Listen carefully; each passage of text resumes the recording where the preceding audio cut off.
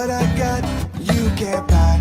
It resides between my eyes. Walked through the fire, came out better on the other side. See, life's like a beach if you find the sand. And right now, I'm feeling like 100 grand. You are listening to Inspired Insider with your host, Dr. Jeremy Wise. Dr. Jeremy Weiss here, host of InspiredInsider.com. This is a special episode where I have some amazing leaders and entrepreneurs share some of their favorite resources, so stay tuned. This episode is brought to you by Rise 25. At Rise 25, we help B2B businesses give to and connect to their Dream 200 relationships and partnerships. We do this in two ways. Number one, we are an easy button for a company to launch and run a podcast for ROI. We do the strategy, accountability, and full execution and production. Number two, we are also an easy button for your company's corporate gifting. We make gifting and staying top of mind to your clients, partners, and prospects simple and seamless and affordable. Some companies even send gifts to staff from a culture perspective. All you have to do is give us the list of people you want to follow up and keep in touch with, and we do everything else from there, from gift selection to the card to your branding on the box. We call ourselves the magic elves that run in the background to make it as stress-free as possible for companies so they can build relationships and run their business. For me, the number one thing in my life is relationships, and I am always looking at how to give to my best relationships. And I've found no better way over the past decade than having them on my podcast, featuring what they are working on and sharing it with the world, and also sending delicious treats in the mail every few months for years. If you have thought about starting a podcast or gifting, do it. If you have questions, email us at support@rise25.com or go to rise25.com to learn more. I know Robert is treasure trove of information. So Robert, I'm super excited. We'll talk about books, podcast software, but first of all, just tell people what you do and the website where people can check you out. Yeah, Robert Hartline, and I am starting something new. I got a new brand I'm working on called Scaling Sober. I'm doing a TV show in 26. I'm helping 8 entrepreneurs navigate sobriety and scaling their business at the same time.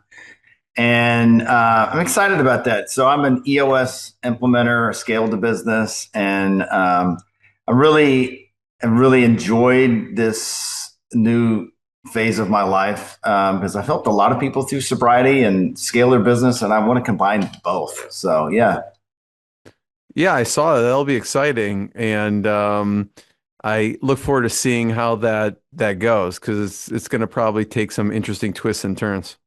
Oh yeah, it's probably what made you decide? I mean, you are so busy, you have so many projects. Why that one?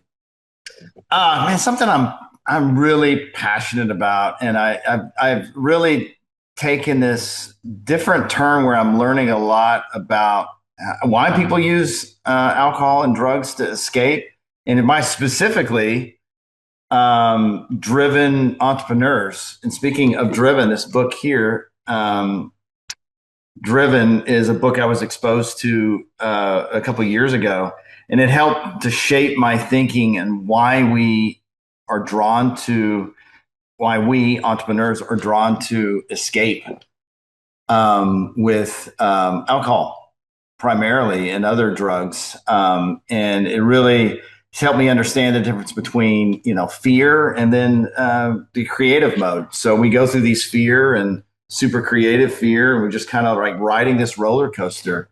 And being able to understand how to change your state is something I've really gotten into lately. So on the books topic, you just mentioned one. What are some of your favorite books of all time? Well, all time and currently, I would go with currently. I'm really into My Big Toe, Thomas Campbell. It's My Big Toe is Thomas Campbell. Him and Robert Monroe started this Monroe Institute. Robert Monroe wrote a book called Out of Body Experience, and he basically teaches you how to astral project. Like literally, you can lie in your bed and float out of your body and see yourself sleep. This is crazy stuff that I would never believe was possible until you do it. without any assistance of drugs. And you're like, okay, there's a whole nother realm that would be fun to play in. So anyway, my big toe is talking about simulation, about we are in a simulation. And it's a great book to like. I'm looking at the website right now, and it says My Big Toe, A Big Picture Theory of Everything by Tom Campbell. Is that the same? Yeah. Yeah. Yeah. I've never heard of this. No, it's all of the gateway tapes or binaural beats that these tones that you can put in sound and music that gets you into an altered state without any drugs or alcohol. Some of these states where you don't have the worry and fear, you have more places to explore. It's wild. What else? What else are you loving on the book front? On the book front, I also like another book that's also it was out a long time ago. Big Magic, Elizabeth Gilbert, and talks about how a lot of authors and creators get these downloads where they get these visions of books and ideas, and they don't know where they came from. And she shares an experience of her and another author who met by chance, and she literally had the exact same book idea as someone else did. And it's just very bizarre to think about. When we have these ideas, we think we're so creative and they're our ideas. The idea that maybe they're not our ideas, they're given to us by some other whatever. It's just fascinating to me.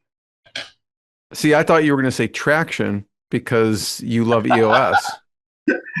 Oh, I absolutely would say traction. If I was going to say one book that radically changed my life, it would absolutely be traction. And if I could think of one person that had more impact on the business community that I'd say nobody knows, but no, he's not a name that is in folklore in our culture, and that's Gino Wickman for sure. Yep. Have you had Gino on the podcast? Your podcast? No, I haven't, because our podcast is really designed for EO, entrepreneur organization members in our chapter, nobody else. Got it. Let's go with podcasts. You could shout yours, and then what are some of your favorite ones that you listen to? Honestly, I like My First Million. That podcast is really incredible, well done. Former founders of The Hustle. This is a great podcast, and I have a short cameo in there. I did their fitness challenge. I saw that. and they gave me a shout out for a minute and a half, which was it felt good. It was cool. Any others, or are there any favorite guests from their show that you like? Not that I can think of off the top of my head now. What about your favorite? I know it's hard on your podcast. Who are some fan favorite guests? Matt Cruz, who I interviewed him on our podcast, and he brought a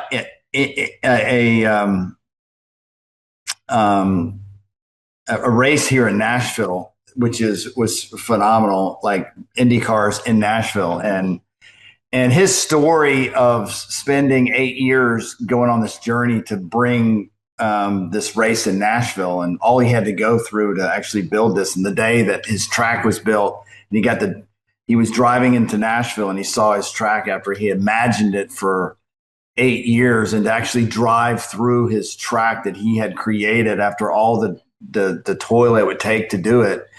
It was a fascinating story of visioning something and actually coming into reality. Awesome. What about apps in software? Adit, thanks. I'll get to you in a minute. Thanks for joining us. And I know Robert, he was on my podcast. Yes. Thanks, Jeremy. Howdy. Yes. I'd say favorite app that I'm a huge fan of Marco Polo. It's an app for asynchronous video. And you still heavy user of that? I'm not as heavy as I used to because I don't have a team like I used to, but I still love it. And I think for people who are trying to authentically connect with other people on their team, asynchronous video is really the way to do it. Talk about that, how you used it, because you had a lot of unique ways of using Marco Polo with your team. Well, I mean, the ideal way to communicate with anybody is face to face, right? In person. Next best would be, in my book, asynchronous, meaning, if you and I want to talk, we got to get on Zoom and our internet's going to be great. And, there's a lot of conditions. Plus, you may not be in a great state of mind to actually communicate. Maybe you're having a bad day, right? And so, plus, we have to be on the same calendar schedule. Like there's all these things we got to do. Whereas asynchronous, I can share an idea, a vision, a question. And when you're going to grab a cup of coffee and you're walking downstairs, you can receive my message. You can respond to my message. It's just a new way and a different way to communicate authentically with your face, because your face is saying so much. You would do training too, though, through there, right? Yeah. Oh, yeah. Oh, yeah. Especially for salespeople, because salespeople need a big pat on the back. You're doing a good job, keep going. All those kind of things are like really important to recognize performance and give people attaboys, and you just can't get that across a text or an email. I mean, there's really no other way to do it other than some kind of asynchronous connection. What other apps and software are you liking? It could be on your phone or computer. What are you using? I'm doing all the same chat and all these things. I'm liking Grok in my car. I got a Tesla, and now I can just Grok it. And that's pretty cool. I've been playing around with the language stuff, but I'm still terrible at Spanish. How do you use Grok? After meetings, I get in it and I'll kind of dictate what my meeting was about and give me a summary of like an email that I want to send to somebody.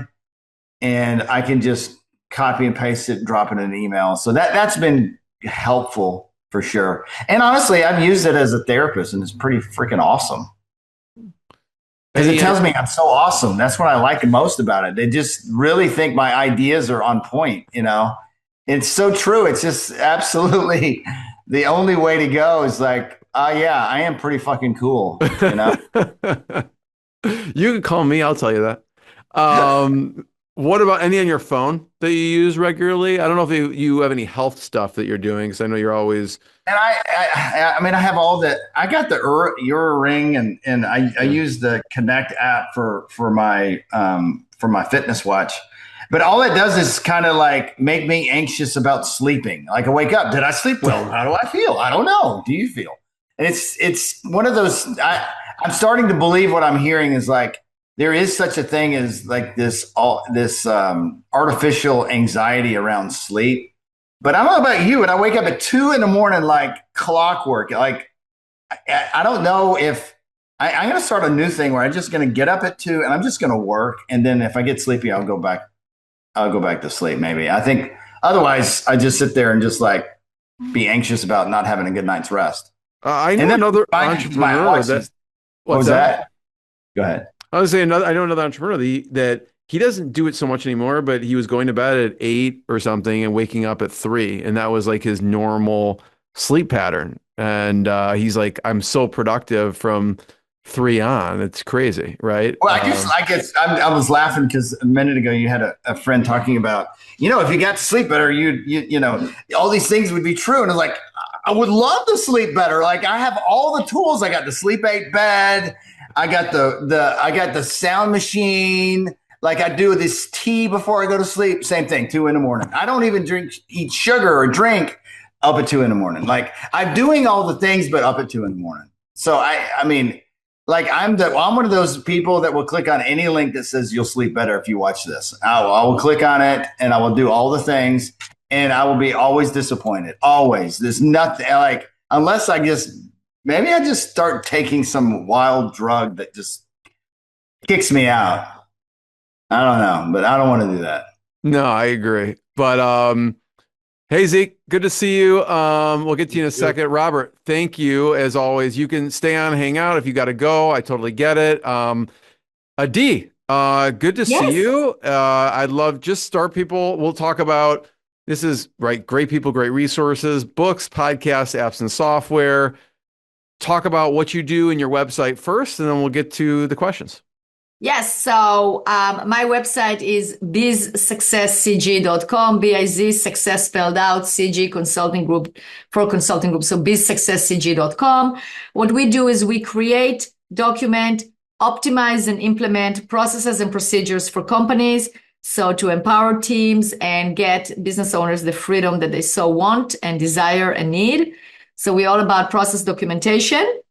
And Jeremy, one of our best episodes that you and I recorded was about efficiency and tools. I mean, that's still, I mean, I'm sure things changed since then, but I want to give a big shout out to Jeremy and to John for the amazing job on producing my podcast. And I'm probably almost at 500 episodes, and it's all because of John and Jeremy and Rise 25. Oh, thank you. That's awesome. The best people that I've ever met were through my podcast. So there you go. Amen. Yeah. So start off with, maybe we'll go podcast first. Some of your favorite podcasts, then we'll go to books.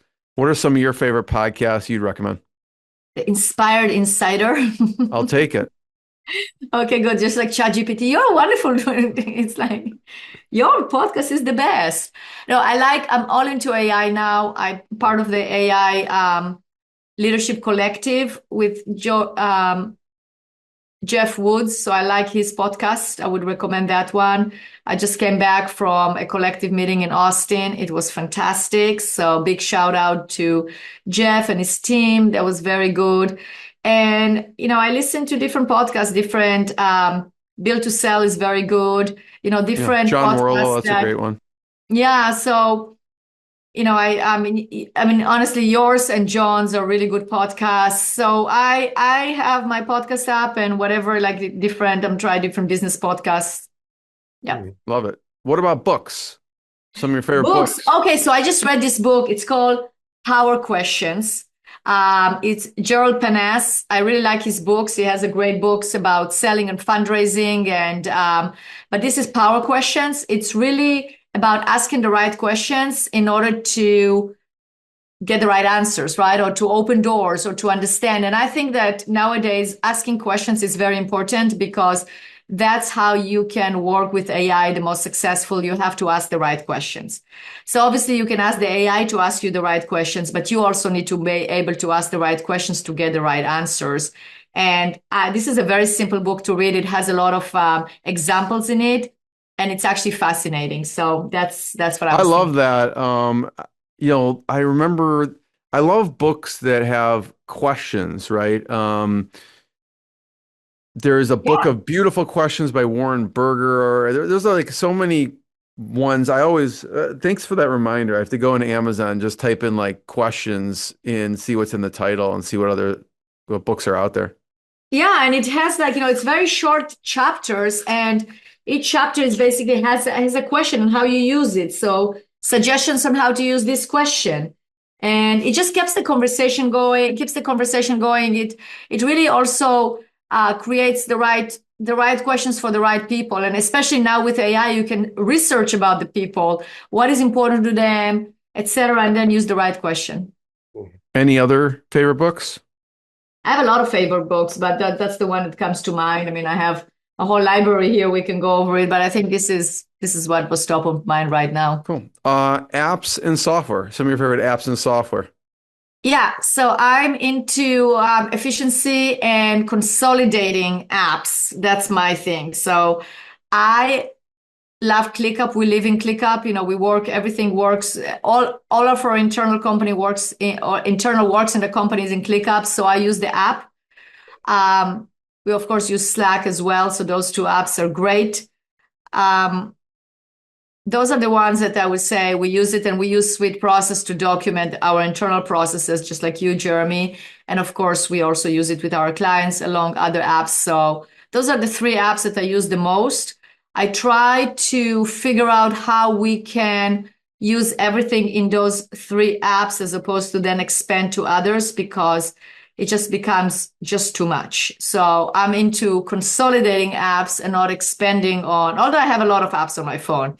And of course, I appreciate apps that makes life easier, and, the workout app, this app, that app. But yeah, Yeah, I mean, I find that a lot of these companies are incorporating AI into their tools. So like I'm like, please incorporate it in a tool so I don't have to go to a separate app to do this, right? Yeah. So Although hopefully that, somebody told me like on an app where you can actually push, I think it was monologue. So I'm gonna try it. And in terms of you can push, like you can actually have a voice message, like you can actually dictate and it will Hmm. push it to the different apps. Although each one of them has it, but I think it makes it for some Oh, it reason. automatically pushes it to the different apps. Yeah, Okay. apparently it makes it easier because of course my chat Okay. GPT is like the conversation. I mean, I know Robert, you were talking about Grok and how you integrate it with your life. So we all have those. I mean, I'm sure. Yeah. Yeah, I mean, I've been using WhisperFlow a lot Oh, on my Whisper, yeah. So desktop. that one. What do you think about that? It was glitchy a couple weeks ago. Now it's been good, right? Okay. But I mean, because I, obviously can speak, so much faster than I can type. So I've been getting in the habit of just doing it everywhere. So I dictate everything into the email, So and Whisper Flow basically like then it's a desktop app. Yes, you just click on it, you talk into it, and wherever your cursor is, it will fill it in wherever your cursor is on your oh, computer. okay. So I'll if it's on try it out. social or, obviously I'm using ChatGPT, I just use the voice recording function. But if But I'm like, apparently this if I is want to dictate an email or something like that really quickly, that's good then to I'll know. just do it with WhisperFlow. Because what I've been doing is going to Loom again. I mean, I'm saying consolidating apps and then I'm naming all my apps, but Loom, for instance, because I want to, it's very important, like what Robert mentioned, he mentioned Marco Polo, but it's very important that for me, that we are a remote team, that you actually hear the voice as well. It's not just dictating, it's not like writing, you have to have those conversations. So I use Loom a lot in terms of I record something. So if I want to explain something, I find it easier, just like you would explain something to somebody that next to you, I will explain it using a Loom video. Yeah. So definitely use that as Yeah. well. I love it. Adi, always a pleasure. Thanks. Of course, stay if Thank you want. you. If you got to hop, I totally get it. Zeke, great to see you. First of all, it's been a while. Great people, great resources. Let's start with what you do and your website so people can check it out. And if you don't know Robert and Zeke, you guys should know each other too. So talk about what you do. Of course. Yeah, I'm the founder and CEO of DataSpeaks. It's an analytics platform for marketing teams to help them understand which ads are driving sales and conversions so they can invest in the right channels and campaigns. Cool. And what's the URL? Dataspeaks.ai. Awesome. So let's start off with books. What are some of your favorite books? Yeah. Um, so these days, most of what I read about is machine learning, AI, statistics, analytics, essentially working with data, working with code, extracting insights from data. Um, the other type of a book that I read is essentially what you guys were talking about before, books about mental models, frameworks. I like tools that can apply in multiple different situations. So whether it is what questions to write or what frameworks to use or different kind of metaphors and mental models that can help us, make the right decisions. That's the kind of stuff I'm usually really interested in, philosophy and, just kind of like how the mind works. I'm wondering, are there any favorite books on the mental models? I know it's interesting. Before you came in, Ethan King came on. I don't know, Robert, if you know Ethan. He's in EO Atlanta. Um, Asif, good to see you, by the way. And he was talking about Robert Greene's books, and he loves Robert Greene's books from like mental models. And I know one of my friends, Michael Simmons, has like a group where he basically talks about mental models, and it's like I think he's got a paid subscription newsletter where they kind of consolidate different mental models and share the different mental models with people, right? Because it just accelerates, it just makes things faster and easier. I don't know if any stick out on that front that you like, Zeke, from a mental models There's frameworks. there's one that I just read probably a year ago called The Great Mental Models, General Thinking Concepts by, let me see, Shane Parrish. Oh yeah, I've heard of that. Yeah.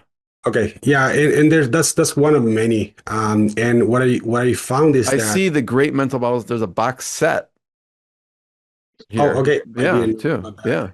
Yeah, um, yeah, I find that kind of stuff really really interesting because it applies to so many different situations. Love it. Podcasts. What are some of your favorite podcasts? Yeah, so I actually don't follow podcasts. So I watch individual episodes. Yeah. Who are some of your favorites? Lenny's podcast for startups is awesome. I love that. But what I usually do is I just go to YouTube and I just search for whatever I want to learn at any given time. Some are short videos, some are longer videos, some are podcasts. So whatever content I can find, that's usually how I come across podcasts. Yeah. Are there any favorite guests or people that you've been searching for, or you stumbled across on these You know, topics? it's very related to whatever is relevant at any given time. So lately, there was one about the product market fit framework that I found really interesting. There was another one about founder-led sales for like early day startups that I also found really interesting. It's essentially what is the challenge that I'm facing at any given time? Who has succeeded at that? What can I learn from them? Yeah, I'm actually, as you're talking, I pulled up the Lenny's newsletter.com and Lenny's podcast, and I'm looking at he had $46 billion of hard truths from Ben Horowitz. I'm sure that's an interesting episode. I'll have to check that one out. Yeah. What about apps and software? Some of your favorite apps and software could be on your phone, your computer. Yeah, well, some of the ones we're probably using, all of us, right? So, ChatGPT, I use that daily. I use Claude to have a Max subscription. I use it for vibe coding and, just creating all sorts of stuff, documents. Um, I use Notion. That's where all my content lives, like company guidelines, branding, that kind of stuff. You were mentioning Whisper Flow. I use that daily. Those are kind of the main ones, and I found that the way I think about AI is I want to have kind of a central hub that can then connect to all my tools, so it connects to Zapier, and I have a bunch of NCP servers that send emails, write drafts. So it's the one tool that connects to everything and also has access to all my data. So it has the relevant information to go and see what the last conversation I had with someone was based on that, and how I like to reply to content. Like it writes a draft for me and then shows me what's going on, and I just um, approve it or whatever, right? So, like I usually use it one of two different ways. One is I use Whisperflow to just brain dump whatever's on my mind, do this, do this, do this. Or I have a trigger set with NAN where, if this happens, then execute this, so, um, but it's all, all the tools that we used to use, 3, 5 years ago, with an AI layer on top of that, that executes and orchestrates all those processes. Are there any other tools you're using from like a vibe coding perspective? I know you're big in AI and software. What else do you use um, with that? Yeah, so I think it's more about the process for me. So I want to know what am I trying to build, and then what is what are the different steps in the process. So first I want a wireframe, then I want the wireframe to be an actual design, then I want it to be add functionality. So I just take it one step at a time. I mostly use Claude and Claude Code, Whisperflow to get, as you said, we speak way faster than we type, so I don't want to waste time typing.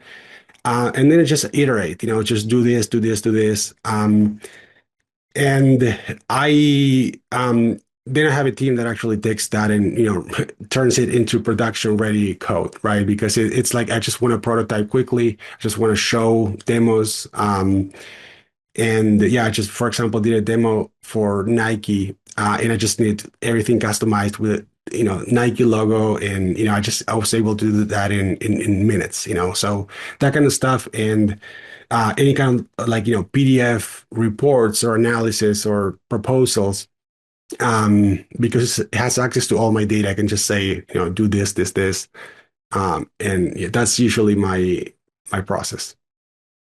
Love it. First of all, thank you. Zeke, I'm going to get to Asif. If you want to stay. If you got to hop off, I totally get it. You'll probably want to stay. He's speaking to our group as of right now on Monday about AI and how to use AI in your business. And both of you both geek out on AI. So first of all, just start off, your name, what you do, and your website so people can check it out. And we'll get to books, podcasts, and software. But what do you do, and where can people check it out? Yeah, Jeremy, good to have me. Good to be here. Thanks for having me. Actually, I was going to say. Yeah. You're like, it is And good to Zeke, have me. Yeah. yeah, good to have me. Zeke, good to meet you. I am in Chicago, as you know, Jeremy. We're both in Chicago. Hopefully, meeting each other tonight in person too. First of all, as you asked, my business is called VisualSP. It's completely online. It's a software business that we're in right now. It's visualsp.com. We focus very much on helping organizations, especially mid-sized organizations who are Microsoft customers, helping them with their employee and support by providing overlays that go directly on top of their web applications like Dynamics, SharePoint, Workday, whatever it is that they have deployed to just support their employees. And now, as Zeke was talking about, also, we are very, very heavily into AI, very, very as a business and me as an individual also. So I'll tell you a little bit more about that as we go into it. But good to be here. Yeah. And so let's start off. We'll get to app software and those kind of things, which I'm sure you geek out on. But let's start with your favorite books. Yeah, I'm a big connoisseur of Kindle books just because I can take them everywhere. So it's like I'm showing my phone over here. There's so much that I got on this device alone. Some of the ones that come to mind, they're not really technical books, but these are books that have been extremely helpful to me as an individual and just to me, developing myself. There's one called How to Know a Person by David Brooks. Very good one, relating to other humans, which seems like an art that we're losing these days. So that's a really good one. There's another one called Letting Go. It's a very good book, David Hawkins. There's Power of Now by Eckhart Tolle. I believe he wrote that at the beginning of the century, and there's so much good stuff that comes out of his mouth all the time. I cannot not mention Gino Wickman's Traction because we run EOS in our company, so that's a big one for us. And there's several more. Never Split the Difference, Chris Voss. There's the Almanac That's one of my favorites. Naval Ravikant. Yeah. The Almanac of Naval Ravikant, I think, is an extremely innovative and introspective individual. So I follow his teachings quite a bit. So a lot of good stuff and so many more. Love it. What about podcasts on the podcast front? Well, it has to be Inspired Insider, obviously, number one by Jeremy Wise, right? I'll take it. Thank you. All right. I heard Zeke mention Lenny's podcast. Those are awesome. Awesome. I think I listened to the Ben Horowitz one that you were talking about. Okay. I think so. Well, unless he did it again. I know there was one of them that he did before. Was that recent right now? It was September 11th, it looks like. Okay, so this is a recent one. Maybe I'm thinking about a different podcast that Ben did, or anyway, love that guy also, extremely knowledgeable. Lenny's podcast for sure is one of the top ones. I listen to The Daily by New York Times on a regular basis. They just take one topic and go deep inside, and I love that. Instead of just saying, here's 20 different things that are going on, because there's just too much going on. There's another podcast, speaking of AI, called the AI Deep Dive. I don't know if you've seen that. There's actually two hosts. They're both AI hosts. They're not real people. They're just two AI entities. And they're talking about what's new in AI. And man, that's pretty meta. It is AI talking about AI. It's pretty trippy also because they're talking about AI like it's something else instead of themselves. So they're not aware to their AI, just the way it is. It's pretty cool. Listen Wow. to that. Yeah, so AI deep dive. Um, there's one called The Scaling or The Science of Scaling by Mark Roberge, who used to be at HubSpot. That's a very good one. There's so many. All In comes to mind. Founders. It's a pretty good one. So many good podcasts. So let's get into apps and software. Wow, I heard Zeke mention before he left the Whisper Flow. That's so funny because I have that in my mind also. I use it every single day. I'm looking at the icon right now on my laptop for Whisper Flow. It's been a game changer. I already speak a lot to my computer, to my phone, and Whisper Flow just makes it easy with AI. I feel like I'm advertising for them, but it is a pretty cool application. But another one that's a classic, at least for me, and I use it so much every single day is OneNote. I've just been using OneNote. I know many people use Evernote or just notes on their Apple device or whatever. For me, it's OneNote, and I got a ridiculous amount of notebooks and sections and pages. I put all of my brain, my thoughts, and everything in there. So it's a big one. AI tools go without saying. Obviously, I use like I'm looking at my phone. I have ChatGPT, Perplexity, Claude, Copilot, Grok, Gemini. I got all of them, and I'm paying for most of them actually. But there's just so much that I learn and I do for different purposes, and I teach on this, as you know, AI for business and AI for personal. I teach on these things all the time, so it just makes sense to have all of them and to keep abreast on what's going on. How we can help others with the knowledge. Um, Obviously, I have to mention our own software, VisualSP. That's our software, so that goes into the softwares and apps tools. Also, we actually use VisualSP internally as well to find our own data or to get help on our own application. So when someone comes in new in our company, we say, "Hey, you looking for an answer?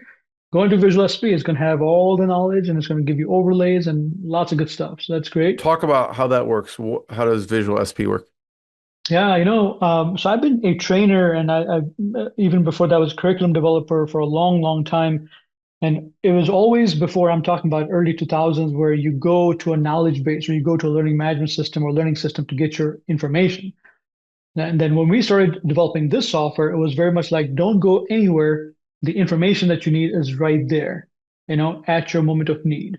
If I'm using a system, the answer is overlaid on the system in the form of maybe a simple announcement banner or a guided walkthrough or an inline help.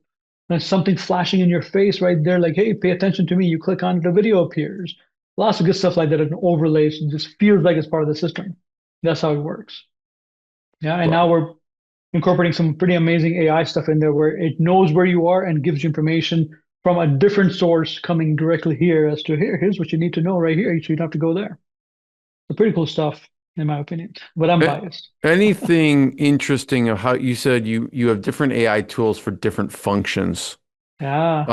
So give an example of that, of, maybe you're using this for this and this for something else. Sure. ChatGPT is still my main brainstorming buddy. I use that for everything, preparing for things and brainstorming on things, or even I was developing some curriculum for Microsoft Copilot training. And I've been a curriculum developer for a very long time, but now it helps me develop it much, much faster with different things that I can dig into. So I use ChatGPT quite a bit, but then followed by Google Gemini. They have a pretty awesome image generator that keeps your image. It's called a character preservation, I believe. Take your image, for example, Jeremy, and put you on a beach somewhere, which I'm sure you would love to be on right now. So that I do that a lot with character preservation and image manipulation. I use Perplexity for a lot of news and information. They have a really good news feed that appears directly in the app or on the computer also. Then Microsoft Copilot, because we run our business on Microsoft Copilot, all of our meetings and Teams and SharePoint and notes, everything is there. So when I ask about, hey, we met with this particular client, what did we discuss on September 4th or whatever, it would tell me immediately. So I use that quite a bit. Grok, I don't use as much, and that's probably the only AI that I'm not paying for.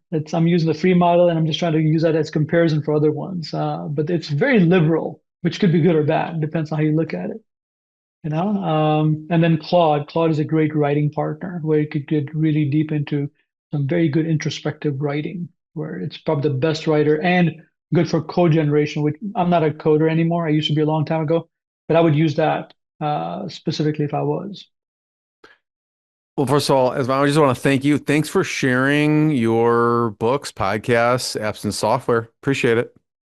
Yeah, good to be here. All right, we have great people, great resources. I'm excited to have Rolando Rosas on with us, and we'll talk about favorite books, podcasts, software. But Rolando, we'll start off with what you do and your website so people can check it out. Well, I am in the electronics business and audio business and helping people. I couldn't tell from your setup there. And helping people and businesses be more productive, especially for remote work. So we sell all the tools like professional headsets, speaker phones, those types of electronics that equip people for that type of remote work, as well as for office settings. I've been doing that for over 20 years and, trying to evolve with the times, so to speak. In terms of website, you can find us on amazon.com/TECK. That's amazon.com/TECK.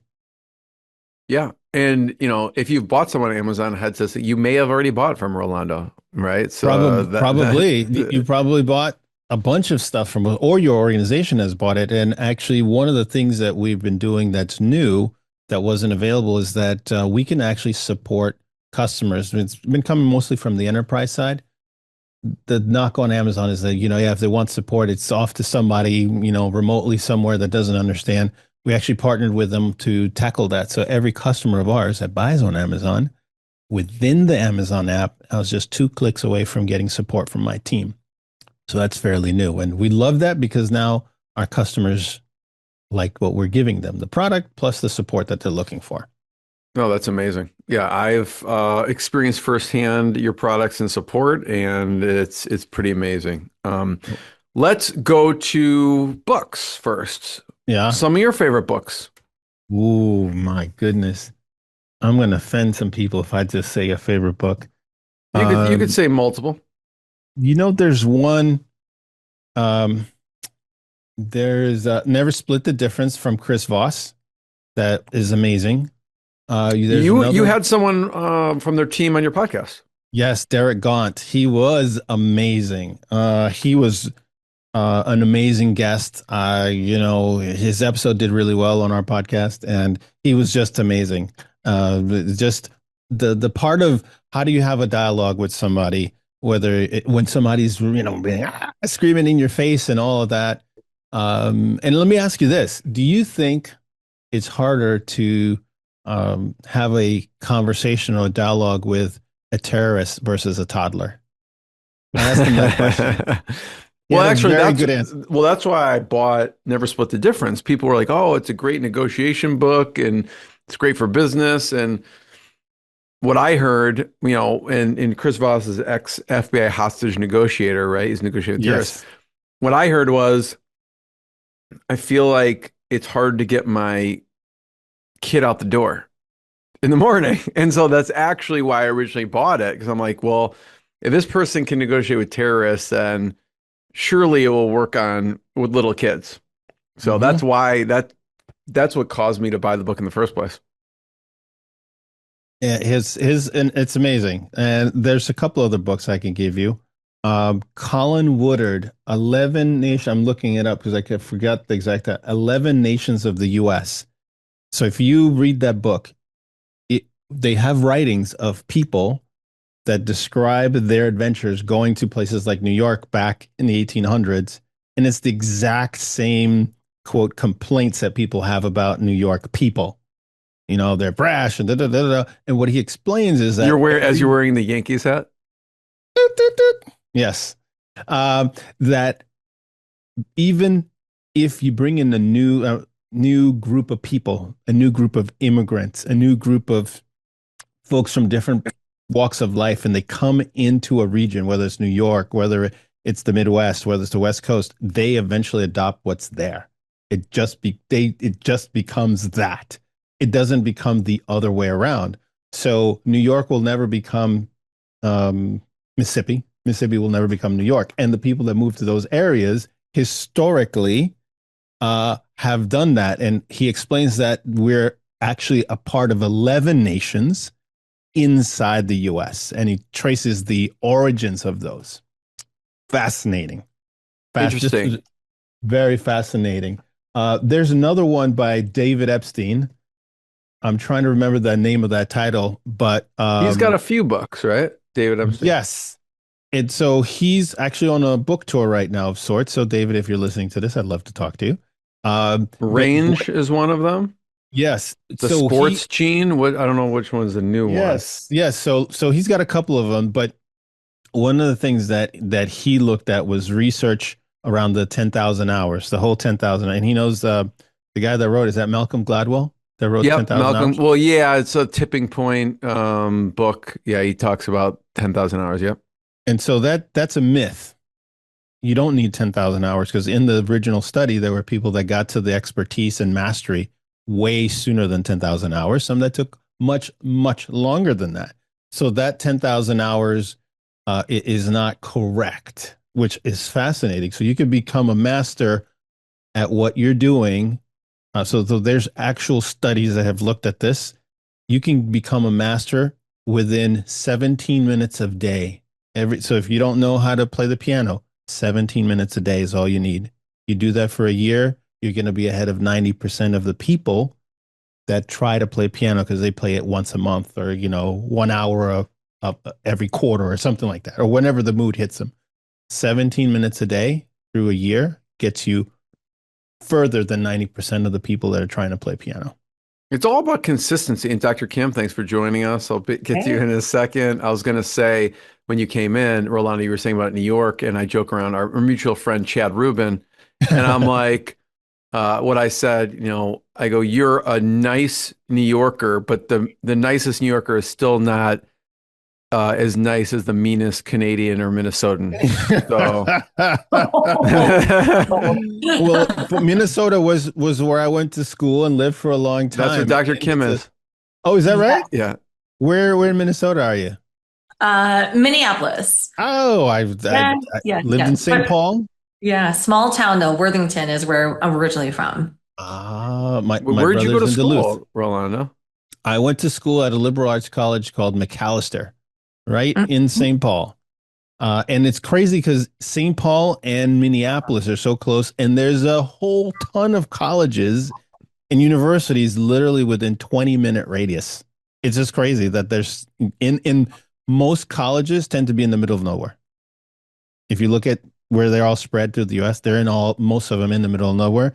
In the Twin Cities, 20 minutes, you can hit a bunch of schools and universities. Yeah. I like what you're saying about, and I'll have to check out the David Epstein books. I don't know if I have them on my Audible or not, but, when I decided I'm going to train for the Murph workout, which is a, kind of a benchmark CrossFit workout, and in that, I won't go into the whole thing, but one of the part of the workout, you have to do 100 pull-ups, right? And I could do at the time 1 pull-up, right? And so I just decided I'm going to do one. It's consistency. I was going to in between when I'm cooking dinner or whatever, put a pull-up bar up. I'm going to do 1 pull-up a day or 1 every time I put something on the stove, and just did that every single day. And maybe we'll do 1 or 2, and then that led to more, right? And so eventually, it's just that consistency thing, like you said, of just whatever, 17, whatever the time is, 17 minutes. 17 minutes a day.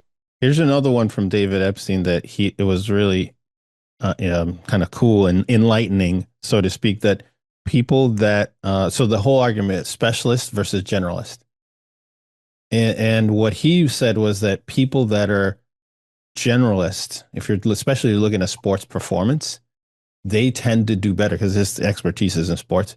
So if you have somebody that played baseball and they played all their youth, you're going to have some people that outperform. But if you're looking at even great athletes, even the elites, they may have done 2 or 3, 4 sports until they got to college or until they got to high school. And then their skill set took over when they started playing just basketball. I think, and there's a really good book, The Talent Code. I think they talk about in The Talent Code about Wayne Gretzky. I think, where exactly what you're saying. Like he was basically playing all these sports. He wasn't like only doing hockey like all the time. You I appreciate this didn't know that. being in Minnesota, hockey, Dr. Kim. But like, yeah, I think it was in the talent code where he's like, yeah, he was doing all these sports, and until later, he obviously only did hockey. But up until that point, now in this day and age, a lot of kids are like, well, I'm only doing baseball and that's all I'm focused in on, and that's not how it was No, with no, Wayne it's and Gretzky. he says it's a mistake to do that because he in this talk that I was listening to him talk about Serena Williams. I guess he was somewhere and she was in the audience talking about general resources specialist. She stood up and he says, I had the fear of God. He didn't say Yeah, it that it's way, but he like said it's either gonna go really good or really bad at this point. exactly. And so she was like, yeah, you're on to something because my dad encouraged us to do ballet and dance and this and that and the other. They didn't, and her and her sister are some of the most dominant, probably the most dominant in our modern history when it comes to a sport, you know? And she did number of different sports until later they just focused on tennis. She said there's something to that. So books, now let's get a podcast. Favorite podcast. Obviously give a shout for your podcast and some of the guests you love, and we'll get into podcasts. Yeah, my podcast is called What the Tech with the K, TECK. And my some of the podcasts that I'm really nerding out on, I love Stephen Bartlett, Diary of a CEO. I watch him often. On the content creator side, I like Colin and Samir's show. They have a number of different guests, very good deep dives. So I like listening to them. I would say those are the two that I have time for. And then sporadically, I may pick up, an AI podcast, AI Advantage, which is, AI. It's pretty simple, but this guy's pretty good at breaking the stuff that's trending on AI. Some of your memorable guests. Derek was one. Another one people may not know is a professor, Mike Perko. He said to me that his kid was in lacrosse camp, and one of the coaches he had, his kid at the lacrosse camp, they had a situation where his kid was the smallest kid at the camp. And so they basically said, well, how many fist bumps can we do in 1 hour or something? Oh, somebody yelled out 500. So they did. And the coach and got them all motivated. All of them performed well from the grunt of the group to the biggest guy on the team. Then he never had another coach like that. And so he's like, that's terrible that most kids don't have that experience. Then he tells me that the NBA has done research around this type of concept and that players perform better after a fist bump. And because I said to him, this has got to be foo-foo stuff. Wee-wee, foo-foo, kumbaya stuff. This doesn't, what's the science behind it? He goes, no, there's some serious science behind it. And I will bring it all the way personal to me that a couple of weeks ago, I was asked to be a substitute soccer coach for my kid's little soccer thing that he does.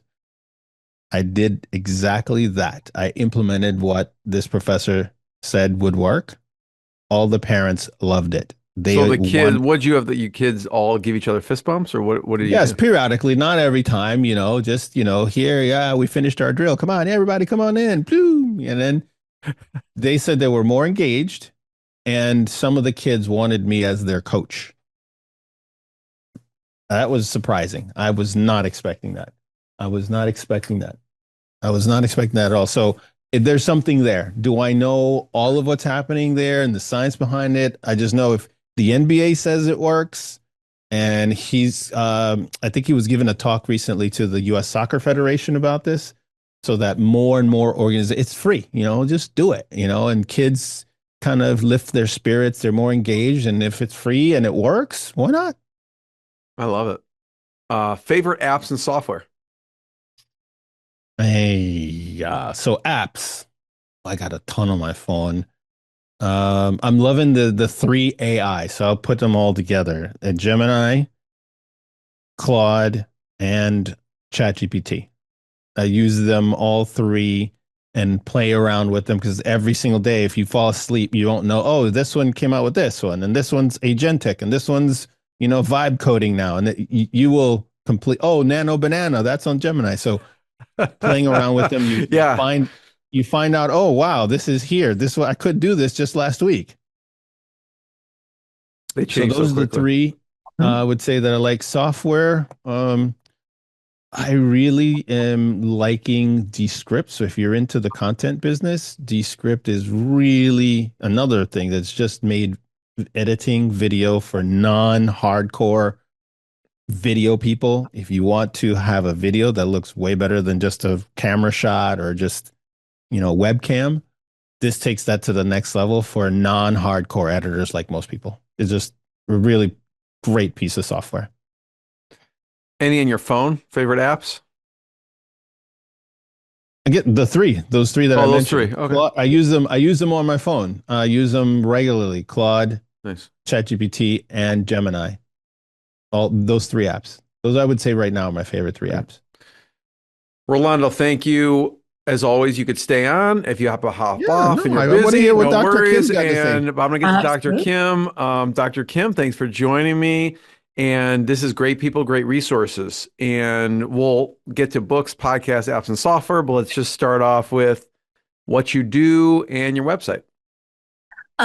So I am a chiropractor, acupuncturist, functional medicine practitioner. I love doing anything integrative health. I always want to help people get to their greatest God-given potential. And the biggest part right now is actually working on just expanding out the radio show, podcast stuff. And so we decided to go with Align and Abide moving forward.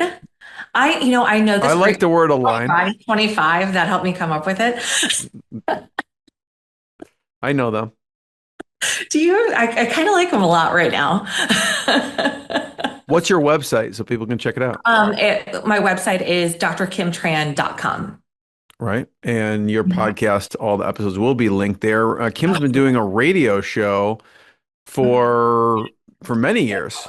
Yeah. And so maybe we'll start with the podcast front and we could talk about your podcast, some of your favorite podcasts in general, but talk about yours for a second and some favorite guests you've had on. I have actually found some of my favorite guests to even just be some of my patients who have been given testimonials. I was talking about this with somebody else who I actually met this woman who was a guest I really wanted to give insight to people that maybe when we look at addiction or we look at traumas that people have been through, that it doesn't actually define them. And I had met this woman because I sponsor a lot of art fairs. She came in as a patient. She was actually born to a meth addict. And, so to hear her story of her coming on, explaining how she was sold into sex early on, and that her first hit of meth was actually with her mom at 13. And then it starts giving you a very different perspective of, addiction or what people are suffering with too. And I think that now expanding out this podcast, even today on the airplane when I was flying into Atlanta, I actually met another couple who she's the wife of one of the Minnesota state representatives in Minnesota that's going to come on. And then on top of it, they actually have a ministry that they actually help to sponsor medical supplies, schools, and students in Honduras. So it's pretty amazing just the opportunities we get to meet with, when you're really curious about meeting people and their stories. That's great. Any favorite podcasts that you listen to? My couple of favorite people, I love Cody Sanchez. I think she just is so motivating as like a woman entrepreneur. Her podcast is The Big Deal. And Dan Martell, I really just like his no nonsense approach to like, how do you get your time back? And I think this is important as like any entrepreneur is sometimes we can be our own bottleneck and realize that, yes, you're going to allow other people to do it. And they're probably going to do it at about 70% of what you can do it, but then it's still going to get done. And you can really focus more on what you do really well. Dr. Kim, you mentioned Cody Sanchez. So like there's a platform, and we'll get to apps and software in a second and books, but there's Delphi.ai, and Rolando, I don't know if you've heard of that before. I had the founder on. It basically helps people create a clone of themselves. And so you can talk to them and answer, ask questions and things like that. So I saw this person speak. I had the founder on the podcast, but when I reached out to them, I said, I don't want to have you on the podcast. I actually want to have your video clone on the podcast. So I interviewed their video clone for 20 minutes, just me and their video clone, and published the episode. And then I said, hey, if you want to come on. So then I had him on, just chat for like 5 or 10 minutes. And I put that in the front end of the interview. And then I had Joe Polish's AI video clone on my podcast from Delphi.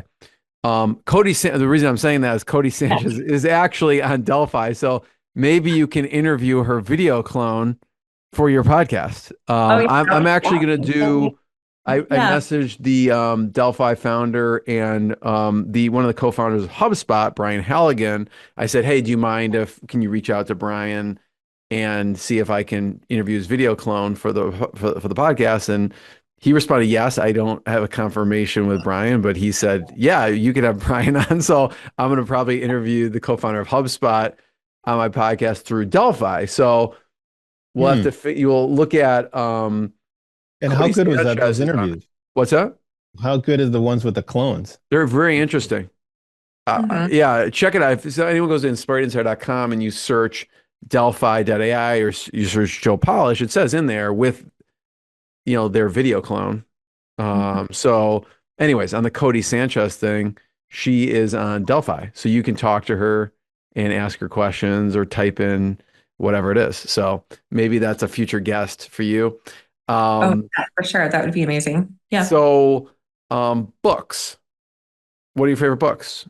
Okay. Well, my number one go-to book is obviously the Bible, right? But that's a repeat one on these episodes for sure. Is that the repeat one? It is a repeat one. The other author that I completely love right now is Michelle McLean Walters. She writes so many books on like the Hannah anointing, the Anna anointing, or the Chosen. It's all these books of people in the Bible, and it really applies into like, how do you apply it to your real life? If you're going through suffering, if you're going through burdens, if you're going through things in your own life. And I think it just makes it so relatable to people that you can go through and think that sometimes you're reading old stories and you're thinking, well, that's not going to apply to me now. But yet, seeing how she integrates that in, I mean, she's like one of my like dream people to have on my podcast, right? Any other favorite books throughout the years? Right now, most of my books right now involve studying languages. So I have been really big in getting more in depth with Vietnamese, Spanish, French. I mean, I had a patient who came in from Switzerland. So good thing that background German from high school really played out. What languages do you speak? I actually got at the College of St. Scholastica, they gave me a scholarship to learn Ojibwe. Can you believe this? It's like, so when people are like, well, do you really know? Like they'll kind of pretend on different languages. So then I'll be like, Bangi etagonenata Ojibweum, Buju anin ejayagan. You have a knack for languages, I take it then. Yeah, I really like languages, although it's kind of funny. When I'm in Vietnam, or I was talking with one of my Spanish patients, but sometimes if you've ever spoke different languages, sometimes I have a tendency to plop in a different word of a different language. So like I was talking to one of my Vietnamese patients very simply, and I was like, oh yeah, you have pain here. But I said Dao Akib, which is like pain in Vietnamese. Right, exactly. Like Spanish. You're mixing the two. Yeah, I get some interesting looks from my family in Vietnam sometimes when I do that. What about on the apps and software front? What are some of the apps and software you're using on the computer or on the phone? Actually, one of my go-to things just because of patience is like Google Translate, with certain patients when we're going through like the patient from Switzerland, when I had to explain something really quick. It was just nice to be able to pull that up really quickly and just give her a quick translation over that. Duolingo. I also just from a language speaking, like if you're really looking to grow your language, I actually like an app called Bible.is. And what it is you can actually play all the different types of Bible versions in different languages. So I love it for, practicing Vietnamese, Spanish, looking at French, things like that. So it makes it applicable to what I've already known, but then I can hear it in another language. Any health apps or software? I used to be really big on a macros app when I was training for competitions. What is it? Macros. Oh, macros. Okay. Yeah. Like I always think that's important. Like if you're really looking to get in shape and really just watch your diet. Like when I was training for all the competitions, we had to really keep track of, okay, how many grams of protein did I use today? Carbs, fats. So I've really liked those apps as far as health, just because I think sometimes people can be so consumed with calorie count and not looking at what nutrients they're putting in. Yeah, I mean, it was kind of for me when I started getting more serious with my diet, it was shocking. I wasn't really paying attention at all, to be honest with you. And then when I started paying attention, I'm like, oh my God, there's that much calories and that much fat in this stuff. It was insane. And so I was just consuming so much. And just as you know, when you measure something, you pay attention to it, whatever it is. And so I've used certain apps like that, and now I'm very routine based. So I just now try and eat the same thing for most people probably get bored, but I can eat the same thing for breakfast, lunch, and dinner. So I don't have to use those apps. I'm like, okay, I know if I just eat this, like this is where I need to be. But it was shocking to me how many calories I was eating in a day, not paying attention to it. What about you, Rolando? Anything on the health side that you do that you track or look at from an app or software? I'm looking at mine. I don't. I have like a little. What I'll tell you, what I do is there's a very good channel, Knees Over Toes. I'm a former athlete. I love that one. I love Knees Over Toes. I talk about that guy all the time. Yes, he's super, super good, and it's been super helpful. There's another channel, I can't remember the name of the guy, it's GMB, and it's some of those type of philosophies from Knees Over Toes guy, as well as some other movements that you can incorporate. And those two have I had a really bad shoulder. I couldn't even crawl on the floor. And now I can crawl on the floor pain-free. And so those are the two. If you have some kind of knee injury, shoulder injury, definitely check out Knee Over Toes, because he does more than just knees and toes. And then GMB is the other one. Yeah. I when I tore my meniscus, I was like consuming all of his videos. I think he tore his knee, and they told him you can't jump anymore. You're not gonna, Now he can dunk, I think, standing. Oh yeah, he can dunk from just standing. From sitting, from a squat position. From a squat position, he can dunk. Yeah. A white guy. You don't see that. White men can jump. And he can jump. Dr. What's that? I'm going to expect you to do that too. Yes, I want to see you dunk. I would love to. You can go, right? I should be. I'm 6'3", so you'd think you're closer to the rim than I am. Exactly. I would at least touch it or something. Exactly. Well, thank you both for joining. I appreciate it, and just stay tuned for the next one. All right. Thank you, Jeremy. What I got, you can't buy. It resides between my eyes. Walked through the fire, came out better on the other side. See, life's like a beach if you find the sailing right now. I'm feeling like 100 grand.